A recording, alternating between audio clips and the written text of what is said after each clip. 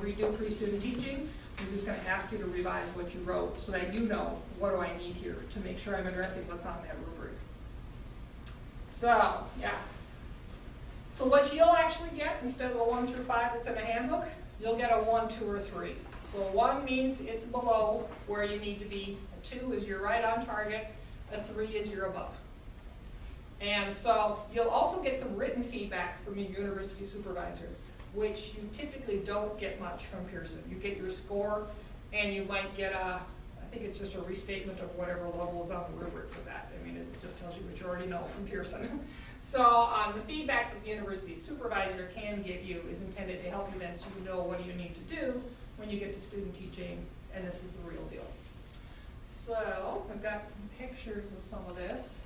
This first one, the top part of this is what you're going to get scores of, the emerging and proficient and advanced, or 1, 2, 3. The bottom one is what's in your handbooks, so the 1 through 5. This will be what gets used for student teaching. So if that makes sense, okay? Sometimes people, they're like, oh, I got a 2, they think it's terrible. It's like, no, no, no, 2 is exactly where you're supposed to be for pre-student teaching, okay? So it's making sure you understand how we translate the scores there. So this is what your university supervisor is going to send back. They actually send it back to us, and we scan it out to you too. I think you see it as part of when they have, you have a sit-down meeting at the end and sign off on things. So task 1, they have the 5 rubrics and a place for them to give you some comments on those rubrics, like which part is you're missing something or something you did really great on. Task 2, that's the videotape and so on. And then task 3. And then the final assessment's been discussed with your classroom mentor, and then you write some pieces at the end. My experiences at such and such a school helped me to learn about what. So you add in that last piece. All this gets turned into the placement office and becomes part of your file. So at that point, if we see some rubrics that you're below on, we want to make sure you know what you need to do, and we'll contact you about getting that fixed. And you don't get a grade until it's all done. So obviously, nobody should have anything lower than a 2 then, right? By the time you get done, so you don't have to worry about you not passing. So you'll need to have your handbook for the TPA. So if you haven't created that portfolio yet, you need to do that. And then what you'll need to complete will be those 4 parts: context for learning and the 3 commentaries that are in there. So you want to have at least a draft of those going so that when we come back, like I said, I think it's 2 weeks after you're back from break, or when we're going to start going through these 1 week at a time. We'll go through the task 1 together, we'll go through the task 2 together, and the task 3 together, and kind of look at what do you need to write there, what makes it good, that sort of thing, so that when you're done and you're going out for your second week, if you like what you've got, you can keep it. If you want to revise it, you still have time to do so. Does that make sense? Hopefully. Okay. So when you come back, what we'll do is we'll place you in groups, and ideally I'll put you in, same handbook, so I'll put my science people together and math people together, and I'll figure out what to do with Carrick. No, Carrick and Haley, you've got a group too. I was going to say, I don't think I have anybody all by themselves here. So we'll put you in groups where you're in the same handbook, and then let you, look through these together, and I'll be going through the room, and hopefully, if I can snag a couple of other professors too, we can be going through these with you to help you figure out what did you need to write, did you match up what you need to, and so on. We'll ask you to do a peer evaluation for the people in your group, and you'll send your comments back to that group member, and you'll also put them in the Dropbox so that I'll know you did them, because you'll get points for doing that, for completing that piece. So you don't post them for everybody, but you send them back to the person that's in your group, and then you post them in your Dropbox for D2L so that I know you did your part of that. Does that make some sense? And we'll go through that again as we get there too. So the goal is to give you feedback so that you know, do I want to keep this one, or I can add more to it, or do I want to start again with a different one for later on?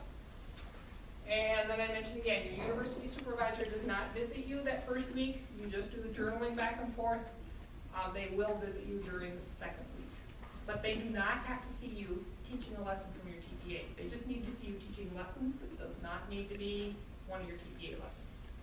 So all this stuff you're talking about, is that for week 1 or for week 2? Kind of both. I want you to do at least like I said, teach a lesson, videotape a lesson, do an assessment during week one. Okay. So we'll do this practice stuff, and then if you've got what you need, you'll keep it, and that will be your TPA that you're gonna give to your university supervisor. But if you're not happy with it, or you wanna do it again, then you can do the real deal during week 2 if you choose. So week 2 is still that 3 to 5 unit. It's just your stuff might come from week 1. Right, Okay. right. Just kind of depending, and I'm thinking more for secondary, you're probably gonna wanna do week 2, just because you don't really know your class at all during week 1. I get the straight person that by the end of the week, they're going, full tilt, and they do. They just dive in and get it all done. I'm thinking most secondary people probably wait till week 2. A lot of the elementary people like to get it done week 1, because you've got clinicals and action research coming up in the end of April, and then this is something you can have out of the way. But completely up to you. If it doesn't work real well the first week, then you do it the second week, and you're gonna finish this up after all those other things are done anyway, so it doesn't really make a whole lot of difference. One battle at a time. So, hopefully. Okay, so, the other part you'll need to do when you're there your first week is you will need to sit down with your mentor teacher and talk about when you want to do your second week. There'll be a document I'll be posting in D2L, and you need to have your mentor teacher sign off on that, like physically sign, and you too. There's a frame, in this time frame, when am I going to do week 2? Because we know what schools have. They have field trips, they have all kinds of different things going on there at the end. You and your mentor teacher need to figure out within this roughly 3-week span, when are you going to do your second week? And then you need to have your university supervisor just send you an email saying, yes, that date works, that they're aware of it, because they need to come visit during that time. Put those together and bring it to the placement office so that they know, so that they can plan accordingly for when they should be expecting things back from the mentor teacher and from the university supervisor. So during our first grade student teaching week, Marshall wasn't at school on Monday. Mhm. So do we go the next Monday or how? It's kind of your choice. You could go the Friday before if you want to, because that would be a continuous school day, because they're not having classes on Monday. If you can, and if they're okay with you going along on Monday to their professional development, I would, so that you can kind of see what they're doing. But these have to be student contact days, because we do use them to meet licensure requirements for the different grade bands. So it has to be student days. So it could be the Friday before, it could be the following Monday after, or if those don't work for you, those 4 days, you just do 6 on the other end. And that's fine. You need 10 altogether, so however it works. Another question I had too was, what about snow days? We aren't gonna have any, we just decided that. But just in case that doesn't work. If the school counts it a day, you count it a day. So if they're out at 10 o'clock, but they counted it a day, essentially if they take attendance, they generally count it as a day. If they count it as a day, you do too, okay? So, Say one of the days my mentor teacher will be gone. Does that still count as like one of my days if I'm there, or yes, is he up there? because you'll have a sub in the room anyway, and the Okay. subs are all licensed teachers. So yeah, Okay. you keep going just like if the mentor teacher was there. It doesn't have to be your regular mentor teacher that you're doing it with. What if it's a scheduled early release day? Still counts as a day. Okay. Yeah, a day is a day. As long as the students are there and you're there, it's a day.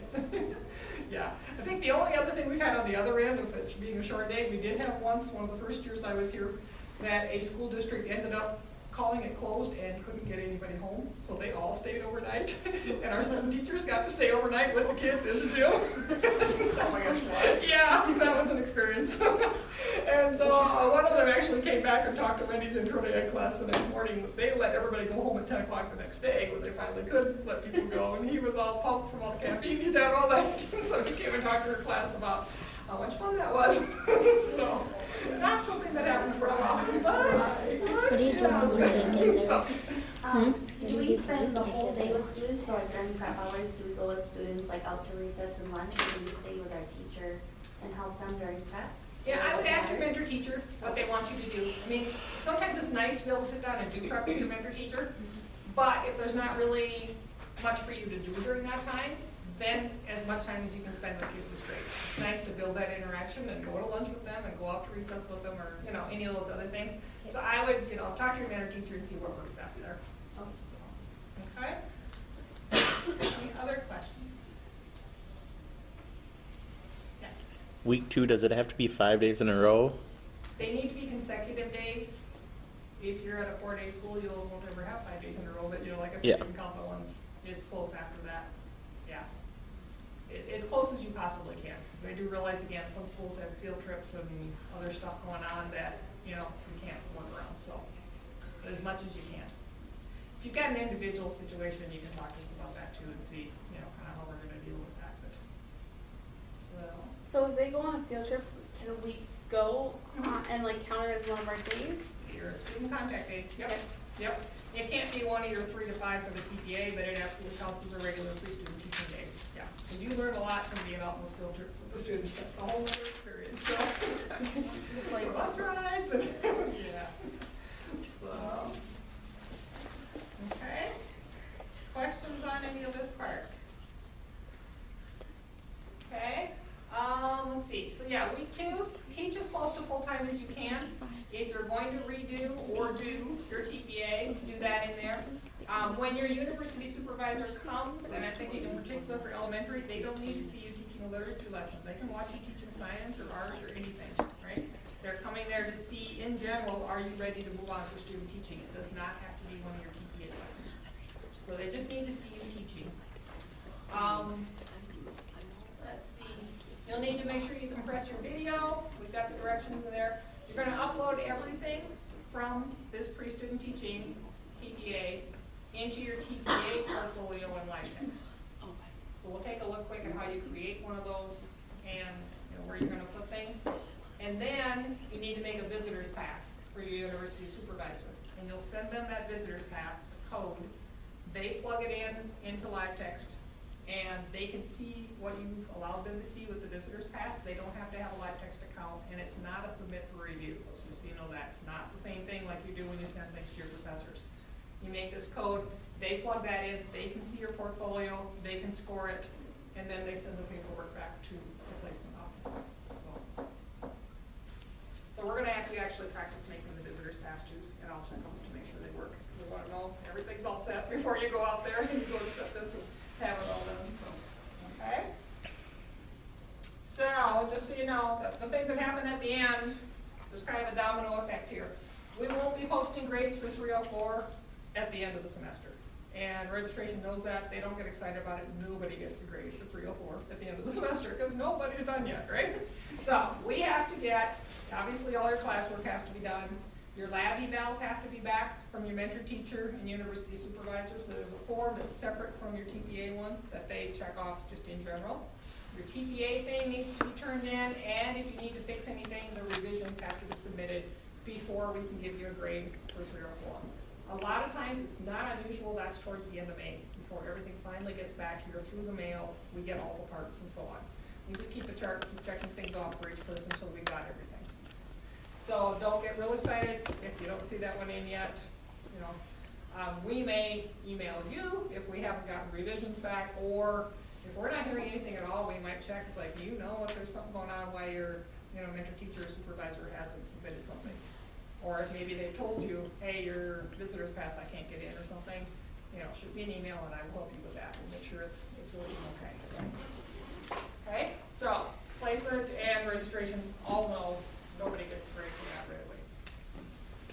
So, okay, so next week, like I said, you all do need to come to one of the sessions.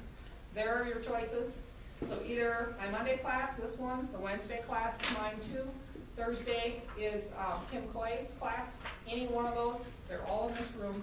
You need to come to one so that you can hear what needs to happen as far as the placement office in terms of your pre-student teaching. So you can pick any one of those, whichever works best for you. But you do need to attend one of those. So, questions on that part? Okay. So then, let's go and take a look quick in LiveText and just make sure you know where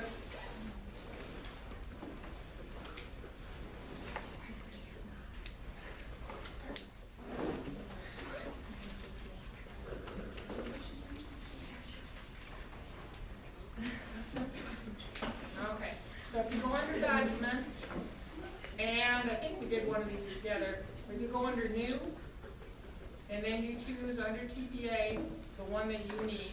So if your elementary, it'll be the literacy one. And then you just click on create document and give it a name. I'll leave it in there for now. Give it a second and it will create it. So So all your documents are right there. So your handbook is here, so you know all the prompts and everything are in there, and the rubrics are there too.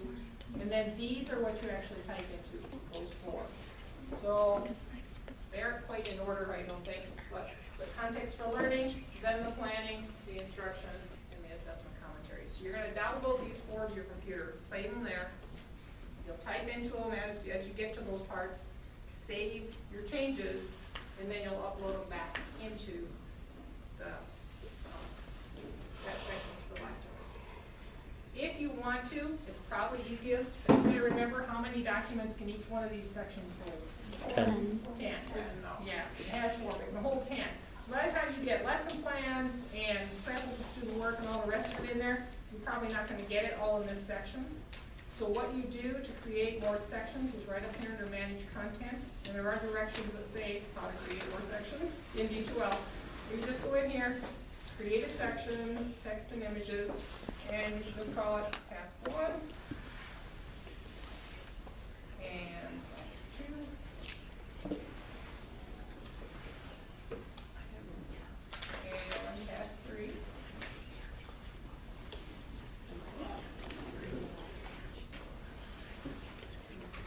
And then you can take this, the errata one is the one where there's some typos and things. You can click on that and tell it you want to change the order. And just move that to the bottom. Click on it, click on the arrows to move it down there. And when you go back, you'll have sections to put each one of those in. Sections for task 1, task 2, task 3, all set to go. Now you don't have to worry about I have too many documents to fit in there and so on. Okay? And if we go back to the content area of D2L,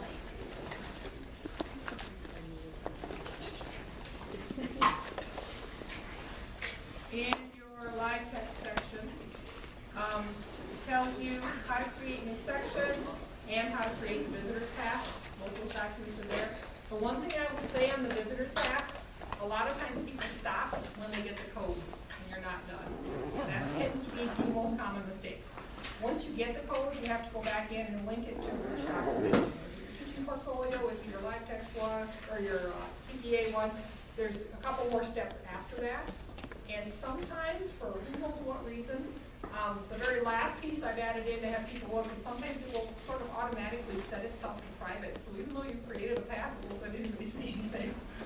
And so I've got another step at the end to go double check the sharing place, make sure it's set to, yes, the person you give the code can view it. Why do you make a code that nobody can view? I'm not really sure, but it'll do that every once in a while. So make sure you go all the way to the end of that document so you get the very last steps. So that piece will be important in there. And so then you'll send that visitor's pass to your university supervisor, and what they will do is just go to live text, they'll click up here where it says use visitor's pass, and you can try this yourself. As long as you're not logged in, you'll know if it's working or not. So you type in the code and hit visitor pass entry. If it lets you in and you can open your document, you know it works. Or send it to a friend, make sure they can open it, right? But that's how they will get into it. So they don't log in or do the central review, they just click on that part and use the code. So that's how they get into that. So, okay? Final questions? Looking on the TPA for that part of your treatment. Okay, so no new assignments. Just turn in your rationales for 5 and 7 by the end of the week. Next week comes